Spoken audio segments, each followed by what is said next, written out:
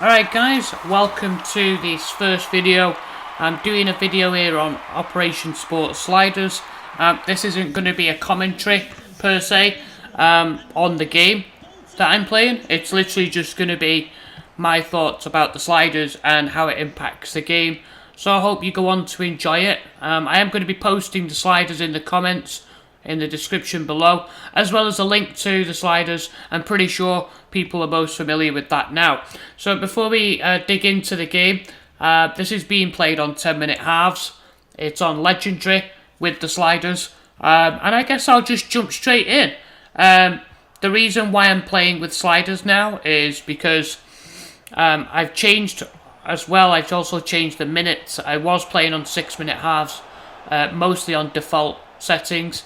And I found that many of the games were just so chaotic. It's like ping pong football, and obviously you can only squeeze so much into 6-minute halves, I get that, but it just felt like the game was being played at 100 miles an hour, and there was literally no thought to what was really going on the field.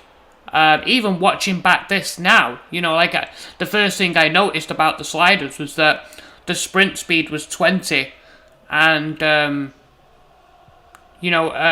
just kind of thought, wow, isn't that going to make the game really slow? And it doesn't. Like, looking back at it now, playing the game it does, but watching back the footage now, it just looks like a normal game of football, a little bit sped up, if anything.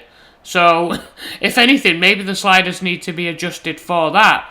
I like the fact that, when you watch a game of football, there is obviously certain elements of speed to the game, but in a generalised game of FIFA, everything just feels like it's 100 miles an hour. And I just wanted to I want to play a simulation. I don't want to play, a FIFA Ultimate Team arcade game, with, super strength and super shots and stuff like that. I just want it to be a little bit more simulation based. And I found that on default settings, on 6-minute halves, although I could get a lot of the season done very quickly, it just wasn't giving me enough of an experience that I wanted. So I knew that Operation Sports had some sliders out there, and I wanted to take a look at it. And I had a chat with my friend as well, Tom. He's on my network friends list, and we were talking about it. And I decided to give this 10-minute sliders a go on Legendary. And so the first thing I immediately felt with this game was that it was a little bit more slower and there was a little bit more thought to what was going on. Now that I'm watching it back, it doesn't feel that way. It really feels more like, again, it feels more sped up. It doesn't feel like it's as slow as it is when I'm playing it. But either way, you can see there's a nice turn and finish from Okana Bahiri there. But you can see that there's some thought going on the field. It isn't just ping-ponged up the field. There's some thought behind what's going on the field. And then moving on to the AI, the computer AI is something that for this FIFA, for some reason, just seems to be dreadful. I've seen it on both on Operation Sports, on Reddit, and even on the main forum where people are playing 3-4 seasons into career mode and they're getting bored because the computer AI doesn't play differently. You can be playing, you could be Brighton against Crystal Palace, and Crystal Palace will play the same way if you were playing Real Madrid versus Valencia, and that's just not realistic. Not every single team will press you up the pitch. That's not how football's played. Lovely little play there. I'm glad that was included in this. The link up between Casey Palmer and Ethan Keys, and the volley that was saved. But yeah, so for the most part, the computer seems to attack you in just 3 or 4 different ways. It seems to be also linked to the fact that on the main sliders forum, they talk about using legacy defending because the central midfielders don't track back on the game. Once the computer breaks your back line, I just saw a pass there, once the computer breaks your midfield line, your midfielders just stand in the middle and allow your defence to be attacked, and you have to manually pull them all the way back. There's no thought process there by the CPU AI controlled players on your team to track back. Even if you if you say to your midfielder, stay back when attacking, cut passing lanes, the instructions just don't seem to help at all, and the players just ignore what's going on in front of them. And you can see that here, right here, this guy here at the midfield, Byers, he basically just waited in central midfield for the ball to drop. He didn't come back, he didn't help out on defence like he's supposed to. And I'm hoping that we'll see a little bit more of that in this game so that you can see what I'm talking about. And what that does is it allows so much more freedom and movement, and it always feels like you're one button pressed behind, and that the computer opposition can just open you up time and time again. And what usually happens is that they'll get the ball wide to a winger, and the winger will then usually mess around with it and not actually take a shot. He won't take a shot after cutting inside. He won't cross the ball after cutting inside or getting free space down the wing. What he'll usually do is try and work it into the centre and just hit it from the centre. And because there's no markup, there's no track back by your CDM or your midfielder, what usually happens is they end up getting a free shot on goal. And I'm hoping that we'll get to see some of that in this game. But moving on to the other aspect of the way that they attack you as well is there always seems to be, when they want to score, there always seems to be that man left over for them they always seem to be first to respond to everything. So if you're trying to make a tackle and they're pressing for the goal and you're only 1-0 up with 10 minutes to go, they seem to have unlimited amounts of stamina, unlimited amounts of strength, and your stand tackle doesn't work, they just ride straight through it, and then your goalie just ends up becoming useless. He just falls over.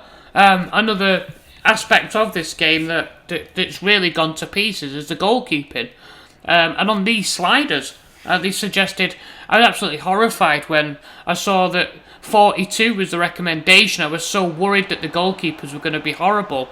But as it turns out, so far, the goalkeepers have been a little bit better. And it's strange because on 50-50, on 6-minute halves, the goalkeepers were horrible with 50 on the sliders. And yet, on 10-minute halves at 42, they seem to perform better, which I don't know whether speed plays a part of that. The fact that they've got more time to think about it. That save just then by the goalkeeper for them, I'm sure he would have let that in on 6-minute halves. I'm absolutely convinced of it. They're so terrible at the near post. I think one of the things that I think that only needs to be improved here with these sliders, and this is something that I did mention to Tom earlier, was I'd like to see more physical battles. I'd like to see more fouls.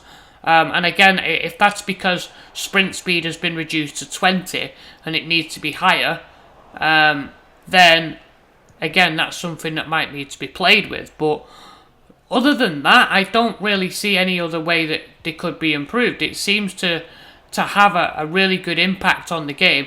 I think they score from this opportunity here. Here's a little bit of what I was talking about. They get wide on this far side. They're going to cross it in, and then he's going to get a free header here. It's an easy one. But they always seem to overload you on this wing. You see here, look at these two guys. They're just not even bothering to track back.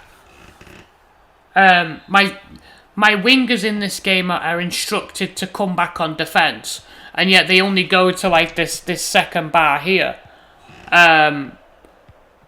They only have they seem to get so far back and then just stop. They don't actually track all the way back. Now you'll notice when I'm attacking them, there's almost like, as far as the depth goes for the opposition coming back, to track me, you'll see, look how far back the forwards press my midfield. They're running round in packs trying to get the ball off me, and you can't get that result. Even if you ask to press on heavy touch or press after possession loss, none of those instructions seem to give you the same result. And it's strange. It's really, really strange that the gameplay, for me, for the most part, the gameplay seems to have gone backwards in that respect. In that a lot of the instructions don't work. I mean, why can you have a central defensive midfielder? Why can he man mark, but a centre-back can't man mark? I mean, if you have a 4-5-1 put up against you and there's only one man up top for them, why can't you ask one of your centre-backs to man mark that player? I mean, it just seems like such an easy instruction to make, but something that's left out. I mean, most of the instructions, anyway, don't seem to work. You know, you'll ask your winger to stay wide, and a lot of the times he's coming inside when you don't want him to. A lovely little piece of play there in midfield. But you see, look at this fullback here. He's tracked all the way back now, and he's going to try and cover my run. I have to go back to my fullback and play it inside. And I'm looking now for that killer pass with time running out. McCarthy offers the overlap, and then Middlesbrough are going to clear it. But you see, like in that first half, you notice that they had, once I crossed the halfway line, they had an opportunity where Assombalonga and the other forward were basically just running round in their own half, chasing my players down. Your forwards don't do that. You know, you're literally fighting with a controller trying to get your players to track back. And my players all my players are instructed to come back on defence, albeit, oh, can I be hearing? So my wingers and my midfielders should be tracking back, but they don't. They just, for whatever reason, they just ignore the instructions being given to them. It's not coded the way that it should be. I think the other thing as well would be there seems to be, no matter what you do, there seems to be a reluctance for the computer to cross the ball. You know, if you've pushed your fullback out of position during an attack and then they're attacking you, they'll get a winger into a good position. Their centre forward will be in a good position.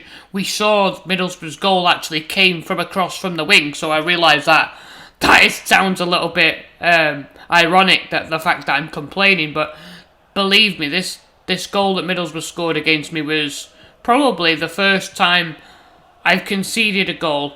I'm 15 games in, I think, to the season, and it's the only goal that I've conceded from a cross. A lot of the times it ends up being, you know, a lot of the times it ends up being one of those goals where they work it into the centre and, you know, there's basically just a free shot for them. And you can ask your central defensive midfielder to cut passing lanes and just sit in the middle, but he doesn't do it. He doesn't follow those instructions.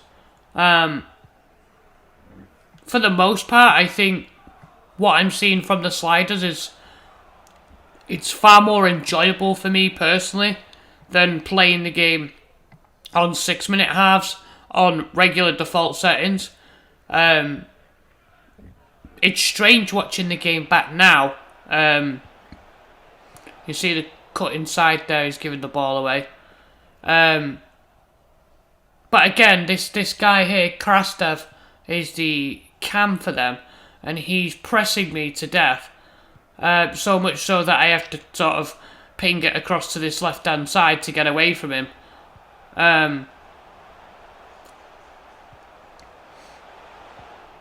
He wouldn't play it there. But going on to the other part of the sliders, I probably have them here actually. Let me just get them.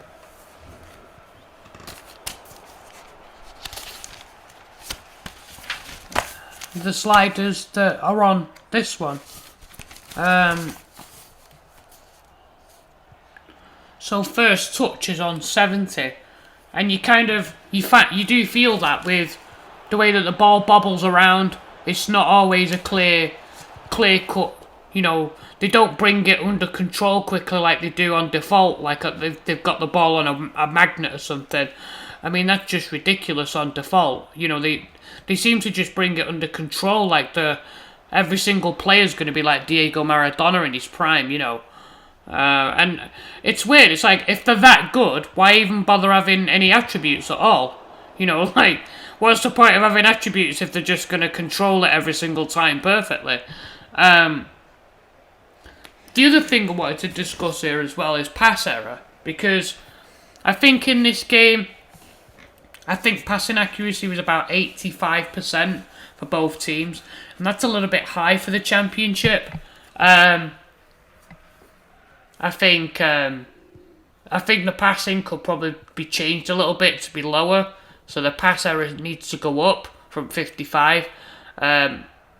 Seems to be... I mean, I am picking a lot of the easy passes. I'm not making too many difficult passes, so that obviously plays into it, but you still want them to be more of a challenge, I guess. And passing accuracy needs to be a little bit lower for this level of game. Not going to get it perfect every time, obviously, but so sprint speed and acceleration is 20 and 48, and so with that obviously comes a certain amount of physicality. There is some physicality in the game. When I said before that there isn't, I'd just like to see a little bit more. Like, from the computer, I'd like to see them... I guess I'd like to see them foul me a bit more when I'm in an attacking position, and for the ref to actually call it. There are times when you are in an attacking position, you get fouled, and the referee there's just no signal from the game to say that you've been fouled. And again, whether that's to do with sprint and acceleration or not, I'm not sure. But there does need to be a change in physicality. It needs to be upped a little bit. Shooting and stuff like that, I think, is fine. The shot speed, shot accuracy, I feel like are about right for this kind of level. I've had to delve into this a little bit more because, I wanted to make sure that it is a challenge to score goals and that it feels like I'm actually having to work for each one. You can see here as well that Onyedinma with his pace against Morsi was always going to get clear there with that extra space and work it here. Look at this. Just couldn't get the power in the shot there by us.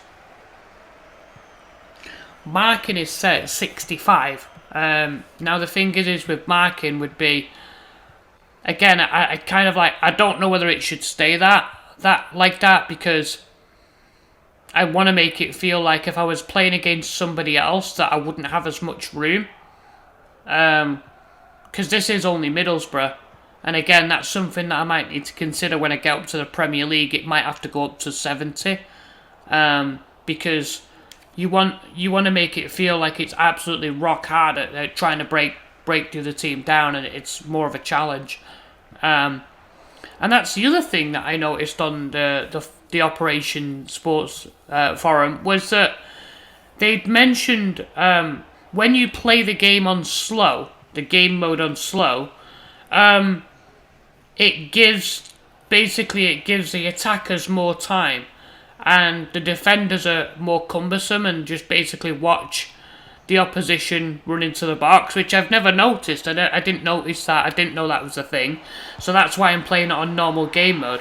Fantastic goal there by George Byers. Smashed it in.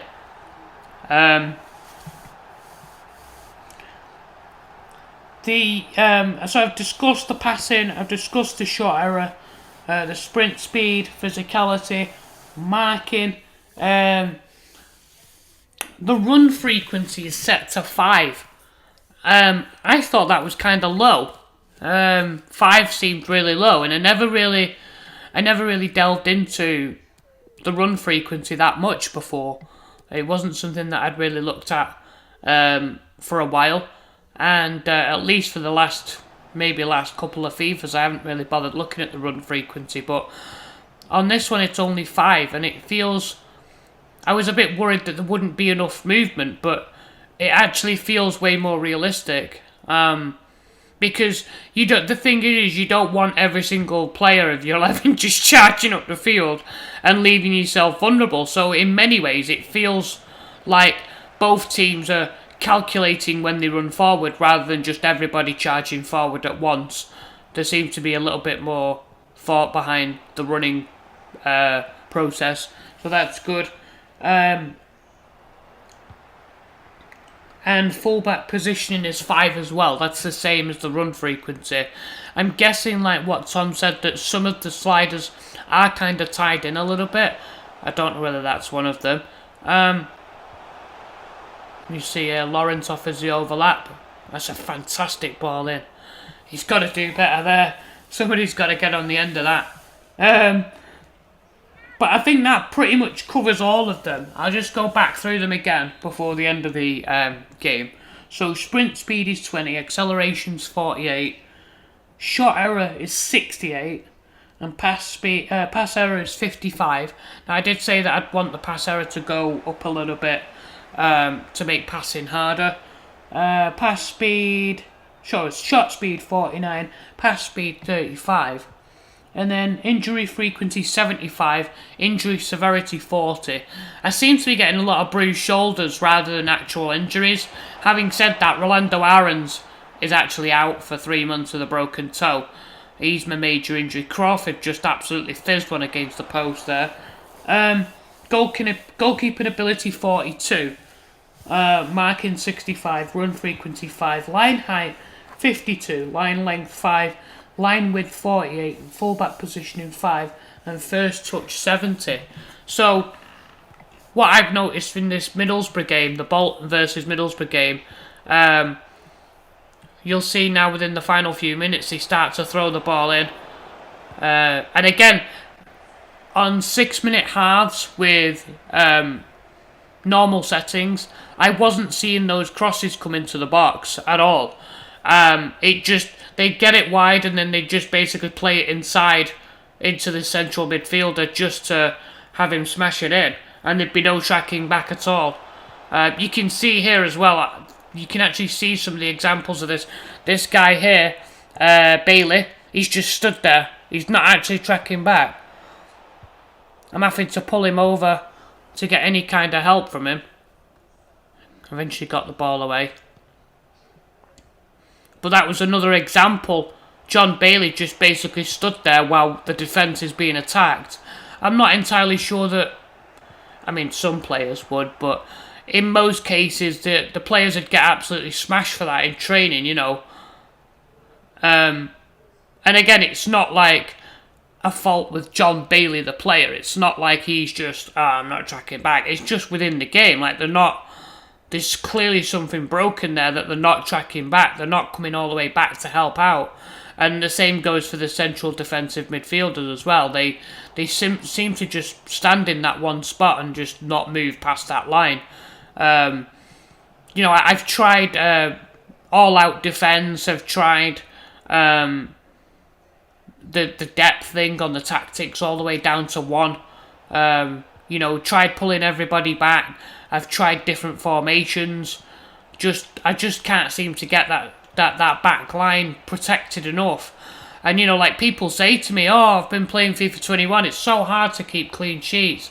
That's why. You know, like, you're not... The game... The players aren't working how they should. You know, in football, there's no way that guy would just stand there in that one position. And you can see it here now. Look, Middlesbrough are attacking me and... Galbraith, whoever it is, Galbraith just basically stood there in the middle. He's not actually coming back to help the back line out at all. And now we're going to get it clear. I do have another game against Preston, I think I'm going to upload. I'm going to be sharing that with you guys shortly on the channel. But I hope you've enjoyed some of this. I'm going to upload the next one very shortly. And there's a few more goals to show in that one, so hopefully that'll be a bit more entertaining. I hope you enjoyed the George Byers goal. Let me know in the comments what you think about the sliders if you've tried them, and yeah, I'll see you guys on the next video.